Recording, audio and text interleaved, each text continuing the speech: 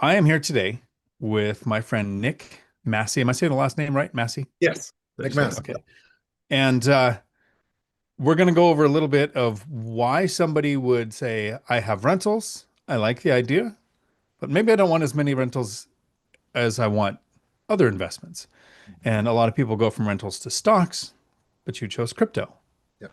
And you chose a different way of investing in crypto than what I've heard a lot of people talk about. And so I'd like to go over that a little bit today and see if by the end of the video you've convinced me to move some of my resources from rentals to crypto. So good luck. Thanks. I'll start with a couple of questions. Where do you live? Oh, I live in SoCal, actually Rancho Cucamonga, California. Oh, California. I'm very sorry for where you live. That's part of I, why I I sold. part of why you sold. That makes sense, especially in LA County. I grew up in Kern County, well, Yep. Roseman, Tehachapi, Palmdale area, and couldn't get out of there fast enough. Joined the Marines to get out of the desert, and Yep. they put me in 29 Palms and Saudi Yeah. and More desert. all the fun places. Uh, my brother still owns rentals in Kern County, but LA County, I mean, they had the eviction moratorium go on for 3 years longer than pretty much everywhere else. The laws are not landlord friendly is not the term. It's it's like anti-landlord. So it's not tenant friendly, it's anti-landlord. Yep. How did you get into rentals? Yeah. So about 6 years ago, I got my first rental in West Covina, California, 1130 East Workman. I still remember it. And I was kind of like an accidental landlord. I got it, and I was kind of like, okay, but what do I do now? You know what I mean? So it was easy in the beginning because I rented it to my mom and to my brother. So I felt comfortable. I know their history. I know what kind of jobs they have. There's no real background. It was easy landlording from there. But after a few years, 3 years, I decided, you know what? Let me stretch myself. I've been watching you, Dion. I saw the binder strategy. I watched, Michael Zuber, his channel, one rental at a time. I got to get to four, right? I got to get to four. And then I watched Lumberjack Landlord. So that perfect storm of rentals and landlords and how to fix things when you need to was all prevalent at the time. I actually found you, Dion, from BiggerPockets. I saw your episode. It was amazing. I must have watched 1,000 episodes of BiggerPockets before I got to you. And then I found the right one that I connected with and moved on. And then I knew from there, I found Zuber and so on. And that's been great. So I had that rental. Everything was going fine. I said, I'm going to try to get another one here. We had COVID. Things were a little weird, but I didn't have to worry too much because I had family in the rental, right? So it was easy. Nothing changed for me. I was excited, even though I was nervous about the economy. But I saw interest rates were low, so I decided in 2022 I'm going to get another one. So I got, I guess it's a small multifamily because that's only the realm I was going to go in, like you talk about. I was going to pretty much model how you did it. And what I decided was to get one in Upland. If anyone wanted to look it up, it's 1451 East Ninth Street. We sold it. My wife actually became an agent and she sold both of them, but it was a house with an ADU. And this one was perfect, Dion.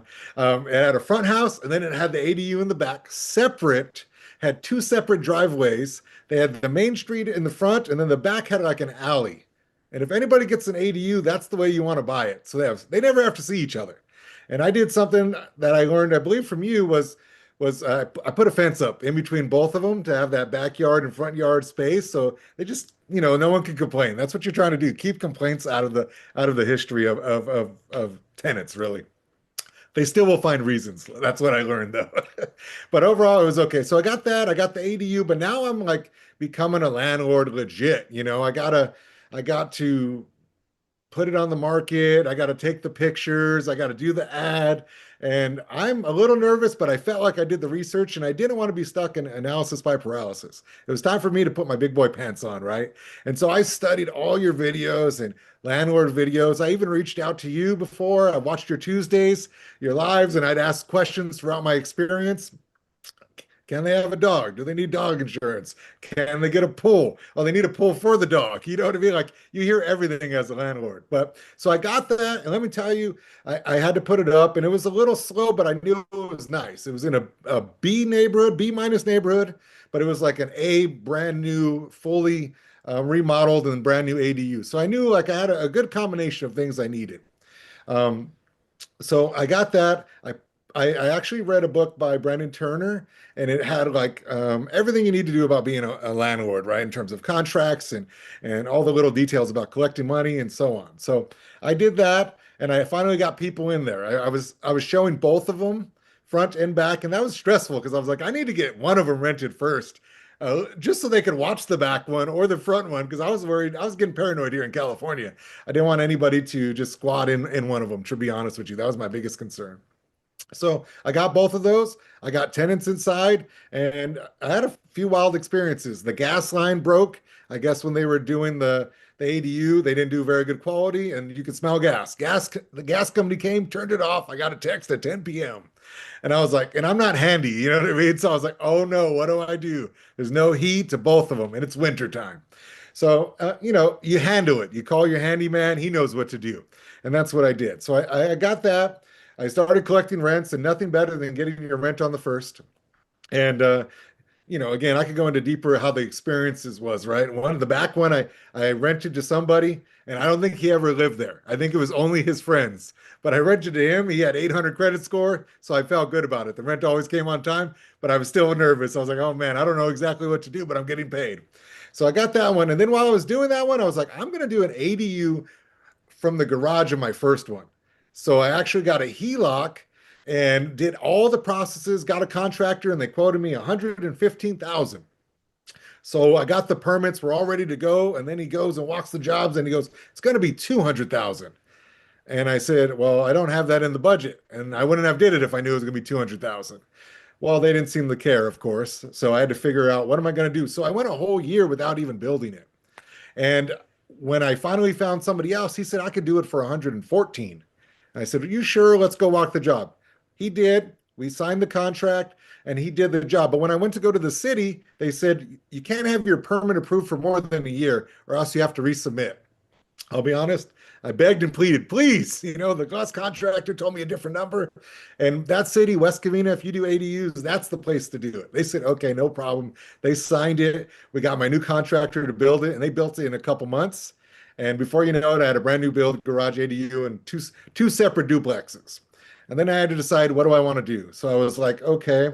What I noticed was, even though I used the binder strategy from you, which was genius, by the way, because a lot of people hate landlords, but you're trying to like build rapport that, hey, I'm a good person, right? These are what's going on locally, and I'm just trying to be fair to you and me.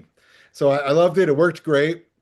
The only thing was lately, the home insurance has just been going up so much that it sucked out the life of all my my increases, my rent increases, which is okay. I was still getting amortization. I'm still getting my tax write-offs. I'm still getting, cash flow from the rentals. But I had to make a decision. Do I want to keep going or not? And right then, I felt it was a good time to sell because I found something else I was getting interested into. And that was Bitcoin. My friend gave me the book, The Bitcoin Standard.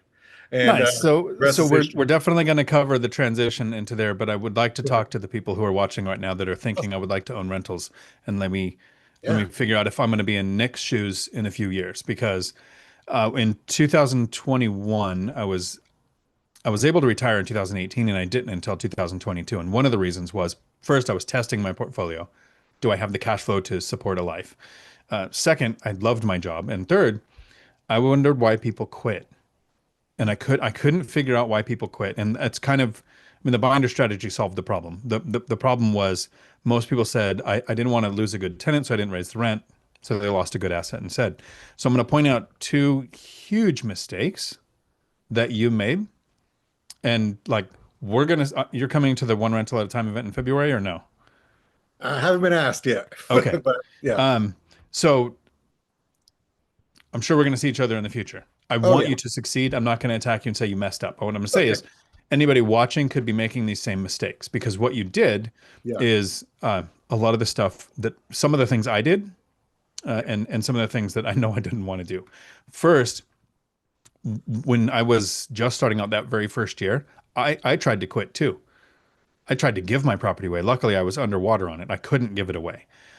And I thought, just like you, I'm not a real landlord. You said, on my second rental, I'm actually a landlord now. I'm going to have to list my property, find a tenant, screen a tenant. So I rented to a friend. You rented to your mom and your brother. And if Yeah. anybody watching knows, no matter how good the relationship is with your mom and your brother, you were not charging market rent. I guarantee it. Oh, yeah, Not even 100%. close, Not even right? So close for me. so you had an asset that wasn't producing because you were renting to family. Yes. Not that family treated you wrong, not that family took advantage, not that you argued, not that they walked all over you. Any of the problems that usually happen if you rent to family. But you rented to family because you didn't see yourself as a real landlord yet. Yeah. And you didn't make money. So Graham Stephan had properties where he didn't raise the rent for 10 years because he had money coming from YouTube and some other things.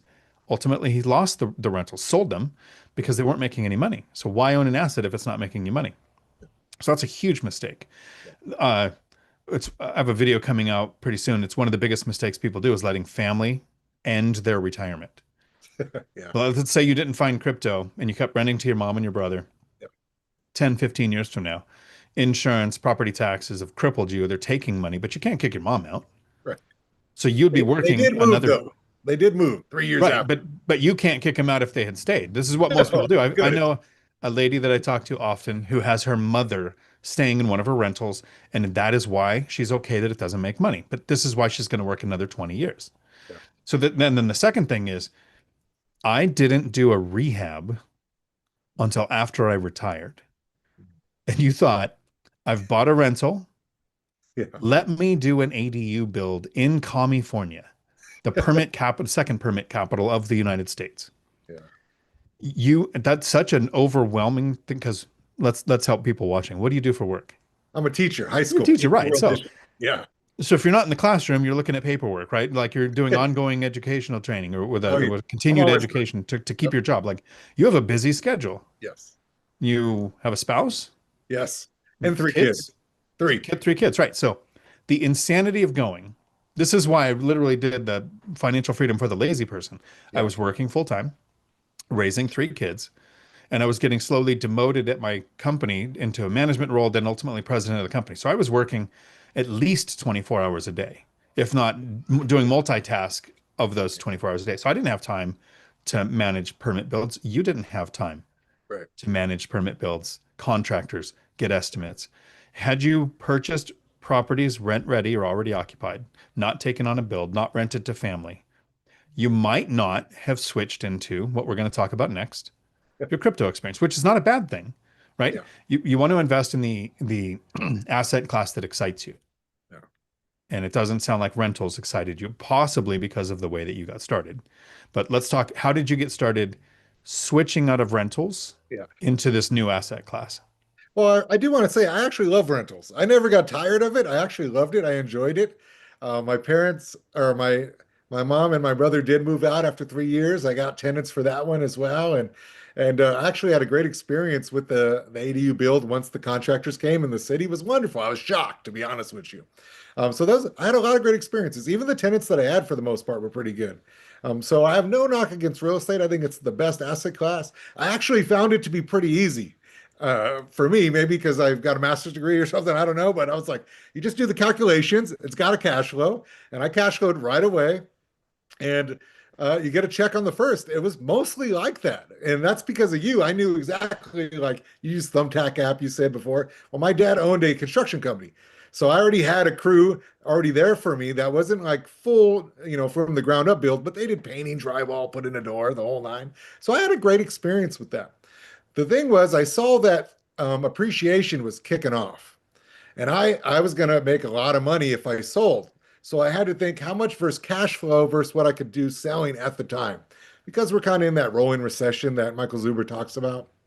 My wife was the agent, and so we sold the properties, and I decided I wanted to go into full-time Bitcoin.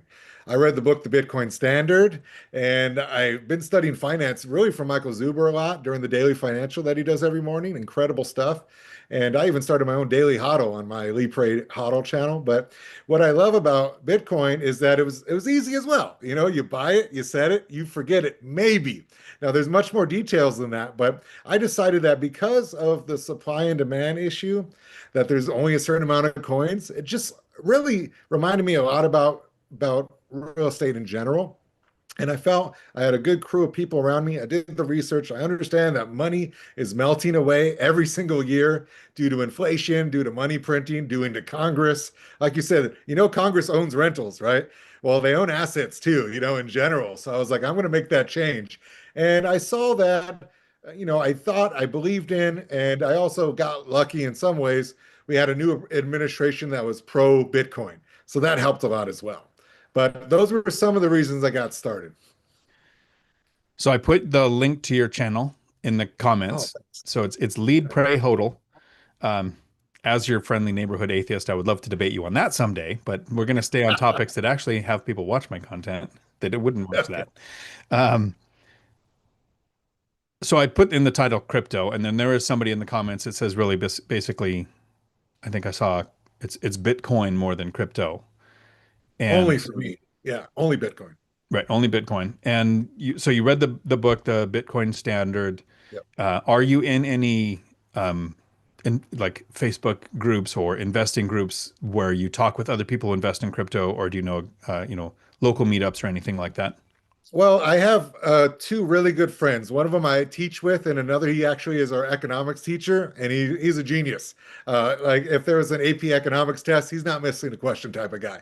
And he's very cheap. The guy doesn't spend a dollar if he doesn't have to, and he put a big sum of money in Bitcoin. So I knew, wait a minute, I got to pay some attention to this because this guy wouldn't even, share a drink with you type of guy. You know what I mean? He's very cheap. I love him. I hope he doesn't watch this, by the way. And then not today, but another episode. And then I have another buddy actually who's cousins with him, and they're kind of whales. I'll be honest. They have over $1 million each. They're wealthy people. So I have a chat with just them alone that we support each other during the risk volatility, the hard days, the good days, the up days, the regulatory uncertainty, and even the digital security. Some one friend uses a cold wallet. I use iBit instead of Bitcoin itself because I don't want to worry about cracking my head on a motorcycle and never being able to know my code or my wife can't get a hold of it.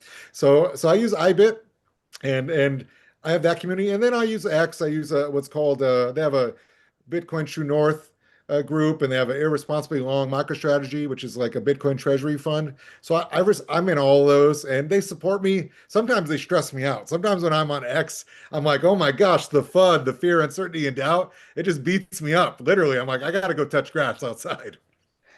The reason I asked that question is a lot of the people who watch stuff like my channel watch one rental at a time, the lumberjack landlord, millennial Mike, BiggerPockets, that ADU guy, right? When you find something that you think, okay, I'm going to actually put my money to work so I don't have to, let me educate myself by getting around people who've done this with this asset class. You rattled off probably 5 or 6 groups that I'd never heard of and probably won't because it's not my asset class. Right. That's what's required. Like Yeah. no matter what asset class you choose, you have to have the people who've done it. I mean, Mhm. you can lead the way, you can reinvent the wheel. You have such a high likelihood of failure at doing that that maybe you get better bragging rights if you're the one person who succeeds at it. But are we after bragging rights or are we after not having to work, having time freedom, and being able to actually spend time with the people we love? Yes. And just so you're aware, this is why you should get out of rentals. These are the texts that I'm getting uh, as we're going along. This is a handyman going, "Hey, I've got all this stuff here. This is what I ripped open." Um, this was a handyman recommended to me by Michelle. His name is Raul. He is fixing problems that other handymen have messed up. Oh So wow. uh, it doesn't always go puppies and kittens, but I got a text message with pictures. I'll send him the payment that he requests and probably a 50% tip. That's my landlording for the week. Yeah. You know, one other thing too, Dion, before I forget, is I do live in California. And I did start to think, as I was learning more about new laws, like they changed the deposit amount. It has to equal what the rent is now. It can't be more than that. So you can't rent for 2,000 and say I need a 3,000 deposit. Well, $2,000 goes quick, you know what I mean, with a little bit of damage. Yeah, So I and one of started the to make that problem change. one of the Yeah. problems with laws like that is you have people that go, I have a bad credit score because I went through a divorce or I went through, some problem that is you can identify the problem and know it's not a pattern. So let me pay a larger deposit. You go, yeah, I'm sorry, can't. The law says I'm not allowed to make Yep. adjustments, so I can't take the risk on you. And so a lot of times laws intended to help people like rent control. You've probably heard me talk about this. I did a whiteboard video. Yeah. It's going to make me $138,000 in 26 and 27, 2026 and 27, more profit than I was going to make because of that bill. Yeah. Not the intended reason for the bill. So, about how much did you make when you got rid of the properties to invest in this new asset class? Well, I made so the one I bought in 2022 and sold in 2024, I made a hundred thousand right away. Um, it appreciated a lot during that time. And it was great. And during that, that's not counting the cash flow I did. That's not How counting the much did you amortization. invest in 2022 to buy it? Like the down payment, closing I costs, put and everything? 10% down. It was 750 grand. I put 10%, so I put 75. I did a few things like the fence, things that I learned from you that might help lower the amount of tenant complaints. So you put 75,000 down, you Yeah. held it for 2 years, Yes. and you made 100,000 more than the 75 or 100, you know. Oh yeah, because Okay. I bought it for 745 and I sold it for 850 cash in 14 days. That is, yeah, that is, now, had you put 75,000 in Bitcoin in 2022, how much would it have been in 2024? Oh man. Well, it actually got See, because if you put it in 2015, yeah. you're a zillionaire. Yeah. If you put it in 2022, while we often say Bitcoin is the highest performing asset of the last decade, Yeah. the last 3 years it's been a little more static, but still a good asset. It's just you're not going to get 100% return in 2 years. Like, I is actually it would have made possible? more. Yes. I would have made Right. more actually, because it actually went down because of the last administration. And I don't want to get into the politics, but they were choking Bitcoin and all the crypto. So it went from 70,000 down to 16,000, Dion. It was a great time to buy. I wish I would have, but I understand exactly what you're saying though. You can measure things, you could zoom out or you could zoom in to find the number that you want. Yeah. So how are you investing to consistently and have confidence in Yeah. your return and turning it into cash flow? Because if you, I have not studied the asset, Yeah. so Yeah. I Right. would be just like saying, "Here's what I think I would do." You're Right. actually doing it. How's it working? Oh, it's working great. I'm a millionaire because I invested in Bitcoin, and I really came up the last, like I said, 2 years because of the new administration, because of the longer adoption that's going on, because of the new laws and executive orders that are allowing like banks to custody it, because of Bitcoin treasury companies like MicroStrategy. I was able to invest in them, and they have blown up since.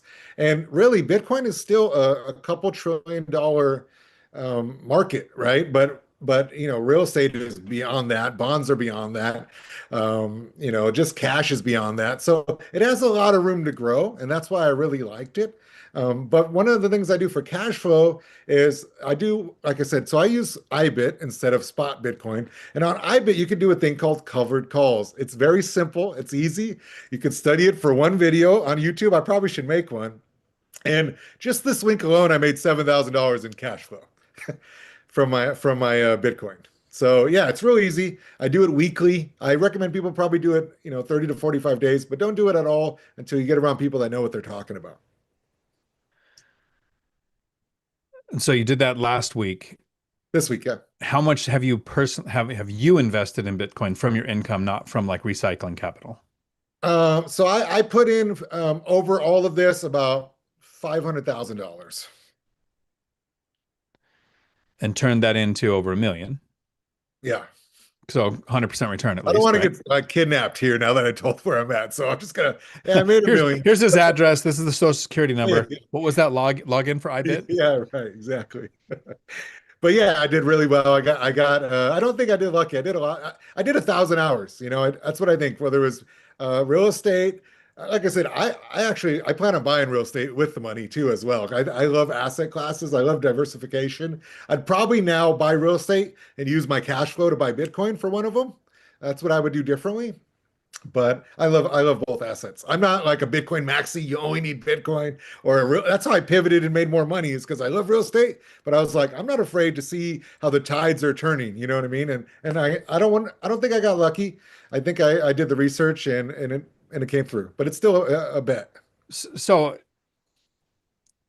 I think almost every investor that I know will say that there's no one asset class that is better than any of the others because you have people that really love an asset class and lose money. Yeah. If they don't educate themselves right, if they don't mitigate risk correctly, kind of like with Bitcoin, doing covered calls. Yeah. So with real estate, we want to be only so levered in case we had to sell. We don't want to write a check. If we had to reduce rents, we don't want to lose. We don't mind losing cash flow. We don't like it, but we don't mind it. What we don't want to do is go and create an alligator that Zuber talks about where it costs you money. But if Yeah. you have covered calls and the forced sale, it gets struck, Yeah. how much reserves are you keeping in case something like that happens? Because with real estate, that's how you mitigate risk. I have insurance, I have reserves, I keep good margin. Um, Yeah, so two tips I'd say. I always go with what's called a 10 delta. So you go above the more risky, the more likely chance of it actually getting called. And a 10 delta has been safe. I haven't got a 10 delta called on me yet, but I also put it above what my average share price is. So it's going to be a gain no matter what. I put it at a price I'm comfortable with. If it hits that number, heck yeah, I made a lot of money. And it's not a wash trade if I want to rebuy back in the next day. So that's two things I would recommend. Strike price with a 10 delta. And obviously, the more you have, the more you're going to make. That's how it works. Takes money to make money. But for new people, a 10 delta, be safe. how does it feel to go from an asset class that has levered depreciation, Yeah. where you make cash flow from the rentals, you can 1031 asset to asset if you sold a rental, bought a rental. Uh, it's taxed at capital gains, and you have depreciation recapture if you do sell and don't do a 1031. Yeah. But now you have income where the income from the covered gains Yes. is is taxed. Yes. And how are you handling that? Yeah, so I actually did taxes for 7 years, so I feel pretty good about this, but I'm not, this isn't like tax advice, consult your own CPA, but when it comes to covered calls, you do pay taxes on that. That's your cash flow, and I don't have anything to write off like real estate. I'm just making money, and you know what? I'm okay with that. You know what I mean? So that part's fine. As far as the actual equity of the money I put in of my gains is, if you hold it long term, a year and a day, you could actually withdraw about $95,000 and not pay any taxes for the federal every year. So you can pay no taxes and not have to worry about it later. And then you can reinvest it as well. If you're in California, though, you do pay taxes because California, they love taxes. They love to tax you and everything. If you're in Florida or some of these other states where they don't tax capital gains, you could literally pay no capital gains on your Bitcoin or on your stock. So it's a little bit different depending on state. And obviously, like I said, know your tax law. But it's kind of cool. You could not pay taxes and still do this. The only way you do have to pay taxes are the covered calls. Paying taxes is not as bad as people think. When you work for your wage and you're taxed at, one of the highest rates there is, like in California, with enough income, it could be like what, 50% basically. With I think it's now 16% can be their maximum state tax. It was Yes. 13 for a while. So you feel like I've worked an hour and the government, I'm working until like June, maybe May for the government, and then I finally start making money. Versus what in your tax bracket, the 95,000 where you could take it out with no with no taxes. And then with real estate, I've been excited. I can't wait till the year I finally pay taxes on rentals. It means I've made so Yeah, much freaking baby. money, they're going to get a cut. Um, Yep. Now, would you 1031 and to avoid that, or are you okay with paying the taxes at this so point? I think I'm in the realm of Michael Zuber and the lumberjack landlord, right? I look up to both of them. They both have more experience, bigger portfolios. I don't want the bigger portfolio, but I like the experience that they have. I like being able to share that. And it would depend on if I'm selling a property. Currently, I don't know that I would even worry about a 1031. I don't mind paying the taxes. People think, "Oh, I would make you have to pay so much in taxes." I'm like, "No, I put, $60,000 down on a property in 2018. Yeah, right. That's now when I sell it, I'm going to make about probably $700,000 in profit. Yeah, if I only make 500,000, I'm Yeah, not going to cry at night, right? I'll fall asleep on my lumpy mattress full of cash. And yep, although I would plan a 1031, like I'm not the kind of person that's like, I'm just going to sell and I'm done with this. There could come a time where I sell or finance the entire portfolio to somebody. So I would have some gains tax on that income, right? I'm not going to have depreciation once it's all sold. And so, yeah, I'll pay taxes in the future too. Uh, I want to thank you for coming on. Yeah. I know you got to get to your kids in a little bit. We're going to look and see if there's any questions before we're done with this. And everybody should head to the Lumberjack Landlords live stream that starts in 30 minutes from now. Uh, so you tried rentals, you tried some aggressive things with the build. You made a lot of money from the sale. Part of that, the problem was saying he should do this. You should invest in real estate, get a bunch of appreciation, sell it, and invest a bunch in crypto or Yeah. Bitcoin, whatever Yeah. way you want to call it. Is if you did this in 2008, Oh, yeah. it's not going to work so great. And if you did this in 2024, appreciation is not like it was in 22, 23, and 24, where we had as much as everybody is left or right. It Yeah. doesn't matter to me who's in office. Have a plan for who's in office, right? When we have it leaning left, sit back and watch the appreciation happen because of inflation. If we have somebody on the right, you think, okay, I have to be careful because what if a bunch of builds start happening now because the legislation is now more build friendly and now we're going to have an inventory surge in the future. Have a plan for either side, including Bitcoin. Yeah. You talked about it. You said the last administration did XYZ. The new one was Bitcoin friendly. Ryan, who invited you to Vegas, by the way, you said you hadn't been asked to come. Ryan said, "Hey, you should come to Vegas with us." Talked about the what is it, the central CBDC, whatever it is. Some other crypto guy.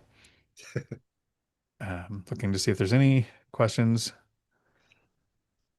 Oh, Nader Harris says borrow from your Bitcoin, so you're not going for taxes. That would be taking a loan against it too, possibly. Yeah. Oh, Michelle is here in the chat. Thank you. Yeah, Raul was awesome. He had a challenging tenant the first time he went because the tenant had a handyman do something wrong before him, and Raul handled it like a pro. So if you live in Pierce Thurston County, you need a good handyman.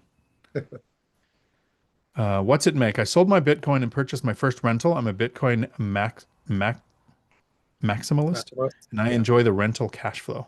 Nice. Yeah. So it's not like you have to pick one and go with it forever.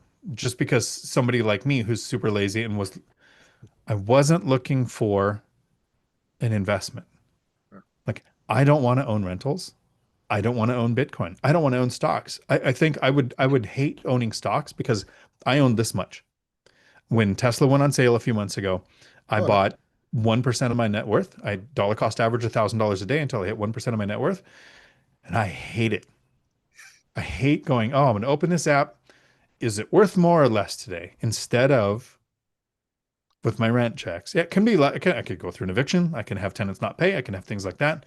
But it's on a monthly, once in a while, hasn't happened in a decade, could be a thing. But if I was all stocks or all Bitcoin, I would hate it. Sounds like you had a fairly easy time with rentals, but the Bitcoin excites you. And that's what I'm hoping people watching see is what excites you. Yeah, I wanted to just comment on that.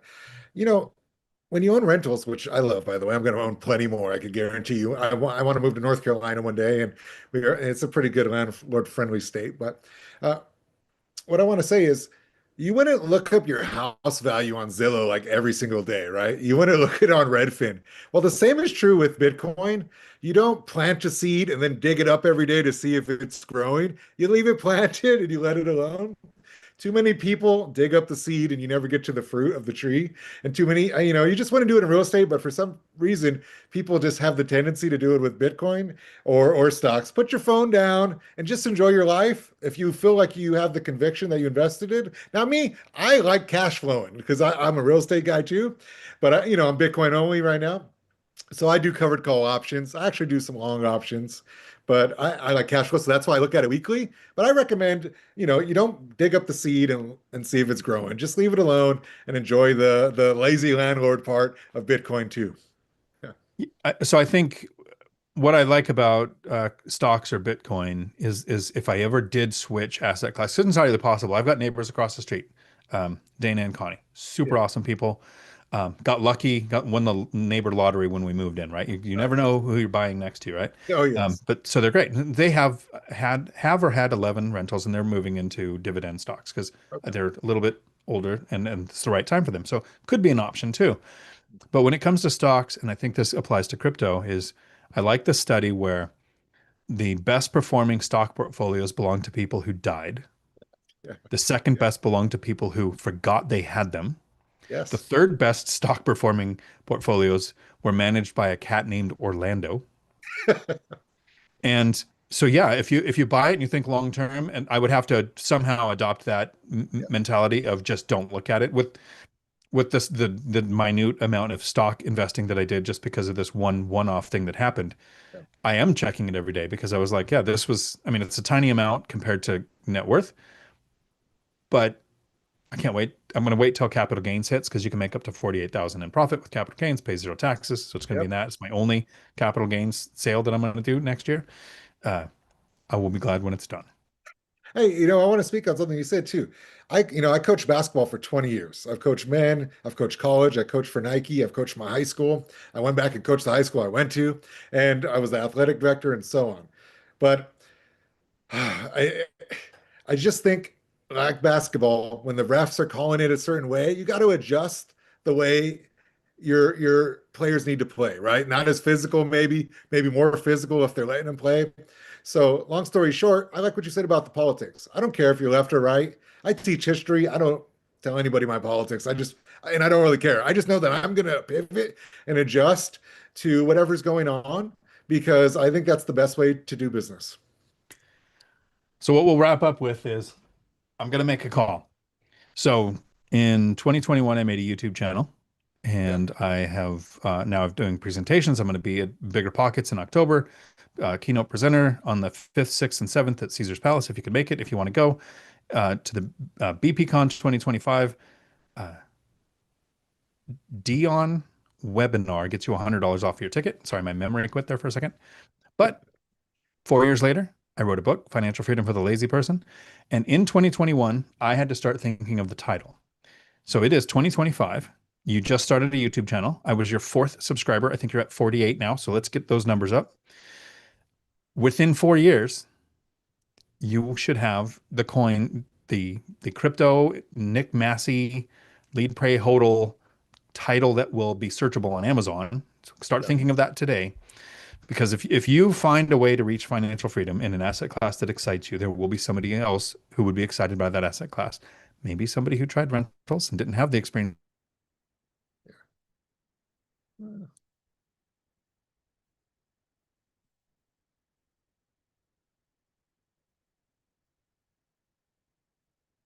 that you did that wasn't even as positive as yours and is thinking, that's like answering text messages during a live stream on YouTube, like, Dion, so let me know what you think the book will be. Oh, my book. Yeah. I actually started working on it already, by the way. And have you got an idea for a title? Yeah. Lead, pray, hodl. Faith, finance, family. Faith, finance, family, those are searchable terms. The lead pray Yeah. hodl, hodl, though, it might be more searchable now than it was a few years ago. So that's coming around. Yeah. But I Nice. appreciate your hard work. I mean, you helped make me a millionaire. I want to be completely honest with you. I got into real estate because the way you taught how to do it, simplified it, just like I would break down a drill as a coach. I was able to identify the things you say because you put them in simple terms. And not that we're simple people, but it was easy to understand that I could build off of it, like scaffolding, right? Like laddering. And I am so grateful. My family's grateful. And I told them how excited I am to be here, even talking to you. And I hope there's more to come in the future. But I thank you. I appreciate that very much. And it seems like my Zoom froze for a second. Yeah. So apologize to everybody because that's the tech that we have to live with today. I was talking about my book and calling Nick out that he would be writing his book, and he has said he's already started it. So we'll look forward to that soon. And I hope everybody has a week full of amazing. The YouTube channel that you should check out is in the comments. Lead, Pray, Hodl here on Yeah. YouTube. I'll pin a link in the comments below for the people watching in Futureland. Have a week full of amazing,